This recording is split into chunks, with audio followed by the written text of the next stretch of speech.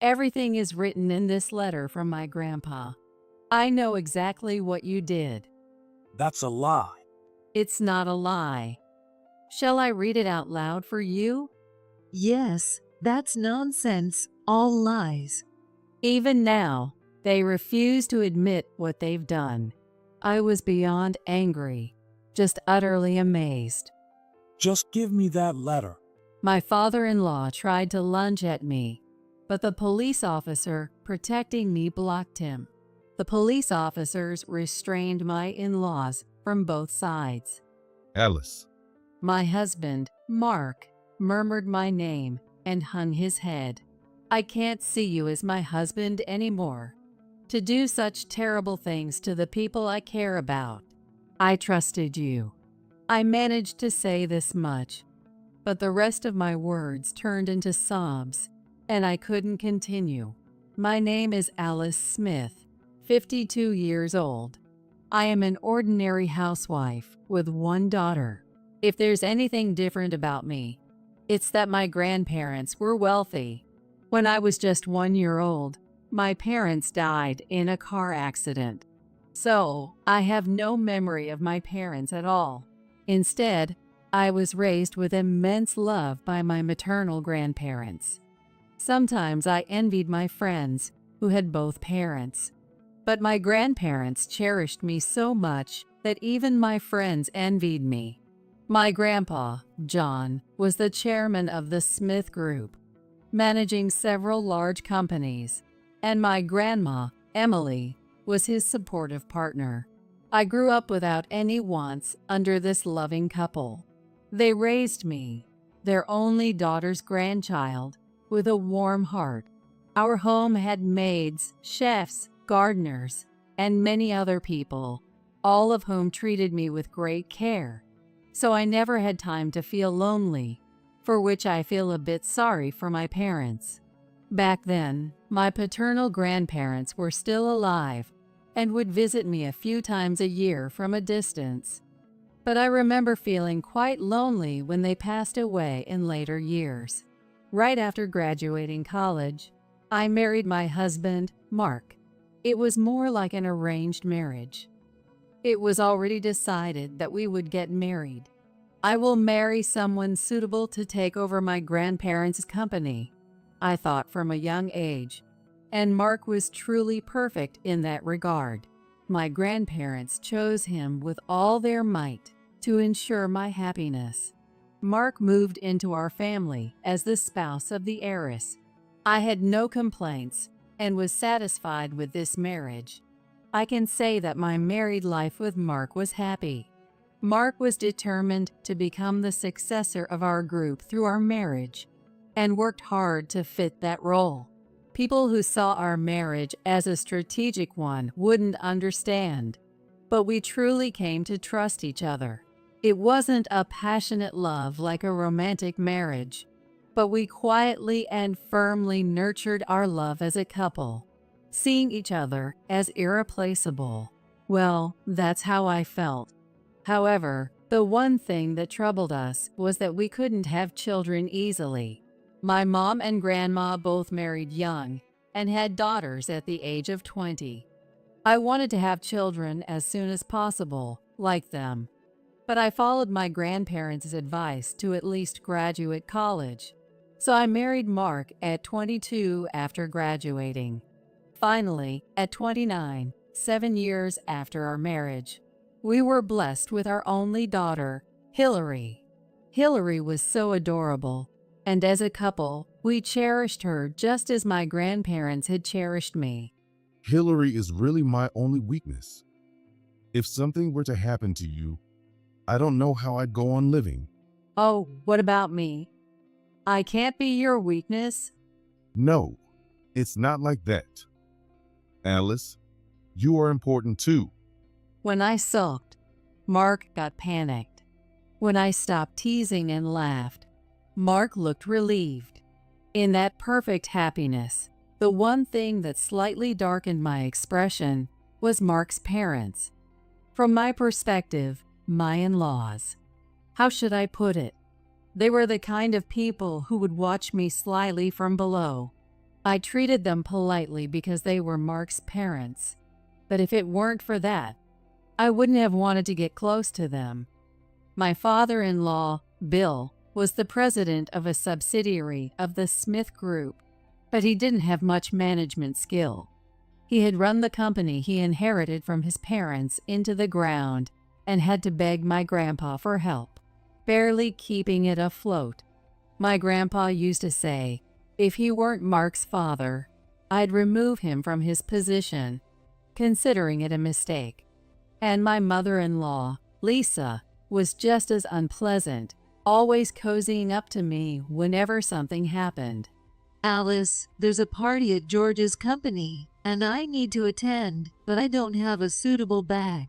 She would hint at wanting something like that. Mark told me not to bother with her, but I always ended up giving her some kind of gift. Well, thank you so much. You don't have your mother around, Alice, so you can always rely on me as your real mother. Even when she said that, she didn't seem like a mother to me, and I always sighed secretly. I've been married to Mark for 30 years. Except for my in-laws, it's been truly peaceful and happy days. Our daughter, Hillary, has grown up beautiful and straightforward. She graduated from college and is now helping with the company at 23. She's at that age. I thought about finding someone suitable for her as the next successor of the Smith Group. That's so old-fashioned. I'll marry someone I choose. I was happy marrying your father. Just because it's arranged doesn't mean you can't meet a good person.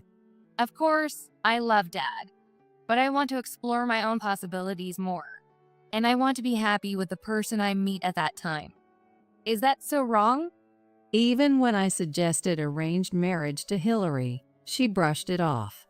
At such times, my in-laws brought a marriage proposal for Hillary. The suitor was none other than Mark's brother, George's son. George himself is a good man, and there's no problem with him. However, he's 5 years older than Mark, had children earlier than us, and his son is much older than Hillary.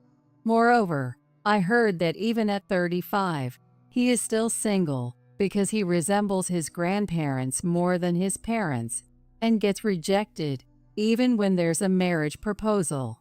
He also holds an executive title at his grandparents' company, but does nothing and just plays around. It's a good proposal, isn't it? This will strengthen our family ties. Yes, they're a perfect match. Being cousins, it's great. Not at all. Even if Hillary herself wanted to marry this man, I would oppose it. I leave Hillary's marriage to her. I refused, but even now, they bring it up whenever something happens, which is extremely unpleasant. Of course, Hillary herself also clearly told them, why would I marry such a person? And rejected it through her grandparents. Mark, being the father of our beloved daughter, also scolded them harshly, but it seems they haven't given up yet. Despite such happy days continuing, I never expected such a sudden storm to hit us. Hello, Alice. Yes, what's the matter? Listen carefully and stay calm. Hearing the words that flowed into my ear, I couldn't help but drop my smartphone. My grandparents had taken their own lives. Mark's call was to inform me of their tragic news. John and Emily said they were going to the vacation home, right? So I went to check on them to make sure everything was fine and to see how they were doing. But then, According to Mark, Grandpa shot Grandma with a hunting rifle and then jumped from the balcony into the garden. That's unbelievable. I couldn't believe it. I was overwhelmed by the sudden heat recently. We decided to go to the vacation home earlier than usual to escape it. This year's heat is really unusual. It's tough on the elderly. Grandpa was 95 and Grandma was 92. Are you okay? If you're not feeling well, you should get checked at the hospital. It's not like that. Grandpa said with a smile. In the city, we end up relying on air conditioning too much. Yes, nowadays, heat stroke is a big concern, and everyone is told to use air conditioning. Air conditioning can be quite harsh on the elderly, so we thought we'd cool off with natural breezes. Saying this cheerfully, they went off to the vacation home. Grandpa and Grandma, why did you do this? I could do nothing but break down in tears. The tragedy of the Smith Group chairman and his wife shocked the public. The police began investigating the case, and my grandparents' bodies were taken to the police station. The funeral was to be held as a company funeral, so there wasn't much for the family to do. But doing nothing only made me repeat, why? Why did this happen? No matter how much I thought about it, I couldn't understand what caused it or what happened after we parted that day. Then Mark came to me and said, Actually, on that day, I had a bad feeling and went to the vacation home. a bad feeling? Yeah, I couldn't tell you, but your grandma had shown signs of dementia. What? That can't be true. I couldn't believe it. Whenever we met, both of them seemed a bit weak physically, but their conversations were always normal. I can't believe it. Something like that. But it's true. John consulted me about it, and he was quite distressed. So Grandpa was troubled by Grandma's decline and acted impulsively. I told the police about it. I'm sorry. If I had told you sooner, things might have turned out differently. Mark, with tears in his eyes, bowed his head to me. I was devastated by this new revelation and could only let time pass me by in a daze.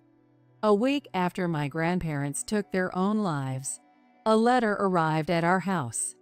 It was from an accounting firm, but inside was another envelope. What?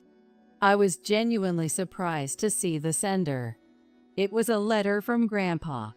It seemed that he had entrusted this letter to the accountant before his death. The envelope was marked confidential. I thought about telling Mark about the letter, but seeing that word, I decided not to. This letter was meant for me alone. So they didn't want me to tell my husband, Mark. I took it to my room, locked the door, and opened the envelope. Inside, it was written, "Read this without letting your husband notice." As I read on, I discovered shocking facts, and I hurried to the police. A few days later, the police came to our house to report. In the living room were Mark, our daughter Hillary, my in-laws, and me. We apologize for keeping you waiting. We have come to report the autopsy results of John and Emily Smith. The results were as Mark had said. Grandma was killed by the gun, and Grandpa died from the fall from the balcony. So what about the criminal aspect? That's the thing. There are some odd points. Odd points? Yes. The police officer took out some documents and handed out copies to everyone. The angle at which Emily was shot is strange. The angle? Yes. Please look at this. Everyone looked at the indicated spot in the documents. If she was shot from this angle, the height of the shooter becomes important. Height? Yes. The documents showed that the shooter's height was estimated to be 5 feet 11. John wasn't that tall. He was 5 feet 3. The difference of 8 inches is big. I can somewhat understand. It's a matter of angles. Even a middle schooler can grasp these numbers. But couldn't he have shot her from something he stood on? Suddenly, Bill said this. Yes, that's right. Bill is correct. There was a sofa in that room. It may be he shot her from on top of it. Have you been to that vacation home? Oh, well, no. I don't recall ever inviting you, Bill and Lisa, to my grandpa's vacation home. That's right. We never invited my in-laws there. Oh, well, we were invited to some another vacation home, right? That was our vacation home. Oh, right. I must have been confused. Yeah, that's it. Besides, there are sofas in any vacation home, aren't there? Well, that's true. My in-laws looked relieved. Yeah, John must have shot Emily from on top of the sofa. Why would he need to do that? What? I mean, why would Grandpa need to go out of his way to shoot Grandma from an unstable position like a sofa? Oh, well. Lisa was at a loss for words. We don't know the reason. But if there's a height difference, that's the only explanation. By the way, Bill, you're quite tall for your age, aren't you? Bill's face twitched. You're almost 5 feet 11, right? I remember Mark saying he inherited his height from you. I've shrunk with my age. I'm not that tall anymore.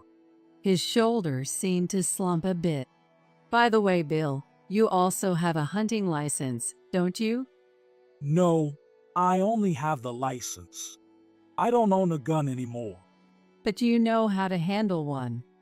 I don't know. Bill turned pale and started shaking. Everything is written in this letter from my grandpa. I know exactly what you did. The contents of my grandpa's letter were as follows. My in-laws were pressuring my grandparents to retire. They threatened my grandparents, saying if they didn't retire and hand over the chairmanship to Mark, they would suffer. And it also says here, if you are reading this letter, it means those two have done something to us. When I said this, Bill hastily denied it loudly. That's a lie. It's not a lie. Shall I read it out loud for you? Yes, it's all nonsense, lies. Even now, they refuse to admit what they've done. I was beyond angry, just utterly amazed. Just give me that letter. Bill tried to lunge at me, but the police officer protecting me blocked him. The police officers restrained my in-laws from both sides. Mark, it's not true, right? We are innocent. Yes, you know that, right? My in-laws desperately called out to Mark. Dad and Mom, just stop. Mark, still seated, quietly told his parents. It's over. Everything is known. You can't keep hiding it. It's a lie. I didn't do it. Yes, it was my son Mark who did it. Yes, our son is trying to frame us for his crimes. My in-laws were trying to pin their crimes on their own son to escape punishment. You can tell your story at the station. The police officers escorted my in-laws out of the room. You lied to me too. I'm sorry. I trusted you. Alice. My husband, Mark, muttered my name and dropped his head in defeat. I can't see you as my husband anymore. To do such terrible things to the people I care about. I trusted you. I managed to say this much, but my words turned into sobs, and I couldn't continue. Are you admitting to being an accomplice? Yes, I'm sorry. As Mark was about to be taken away by the police, Wait, please. Hillary called out to the police officer. My dad had nothing to do with this. Mom, there's proof. Dad didn't do it. Hillary. I thought Hillary was just trying to protect her dad, and it made me cry even more. Hillary, it's okay. No, it's not. I overheard something. That's why Dad isn't involved. Hillary seemed confident. What proof? Here, the time of the crime. At that time, my dad was still at home. Are you sure? Yes. Hillary nodded firmly. That day, when I got home, I heard my dad talking on the phone. I don't know who he was talking to, but he was very shocked. Hillary explained to the police officer what she had overheard. My dad said, "What have you done?"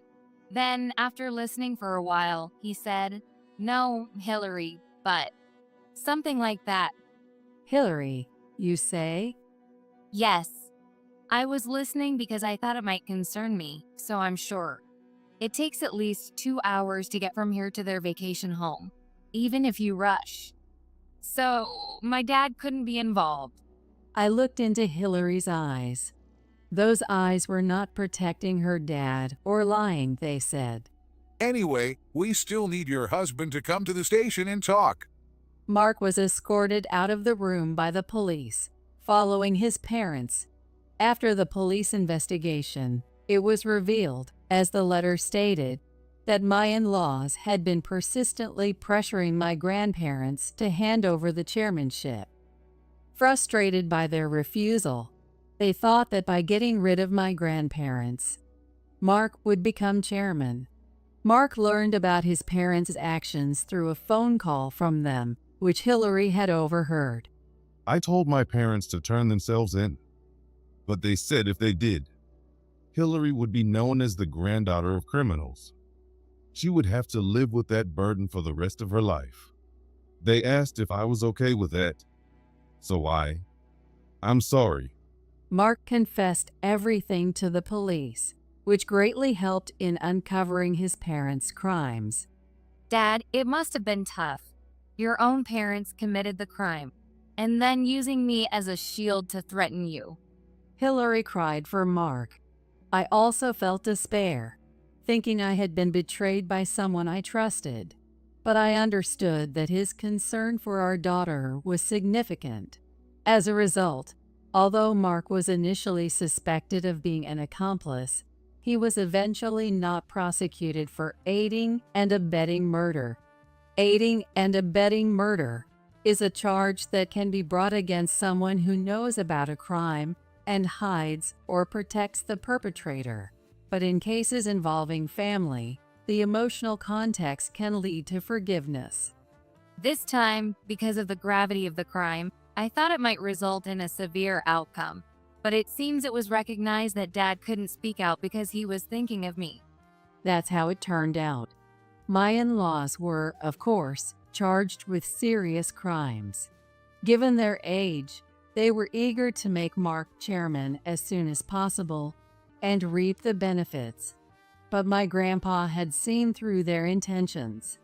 When my in-laws came to persuade my grandpa, he told them he wouldn't let them do as they pleased while he was alive, which led them to decide on the crime. We will probably never see my in-laws alive again. I hope they live the rest of their lives with some sense of remorse.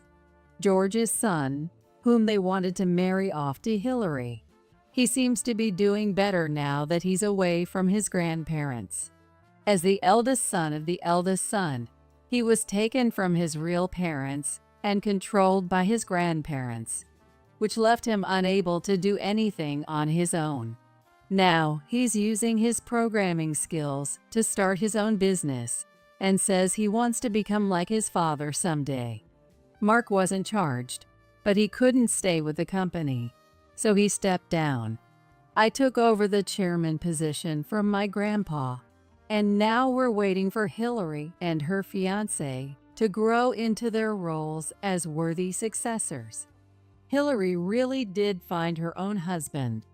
I found someone who can be a great partner, just like you and Dad. So she told us this proudly. We were surprised, but the young man was so impressive, and his parents were equally remarkable, that we felt we could entrust our beloved daughter to him with peace of mind. Will you wait for me until that day?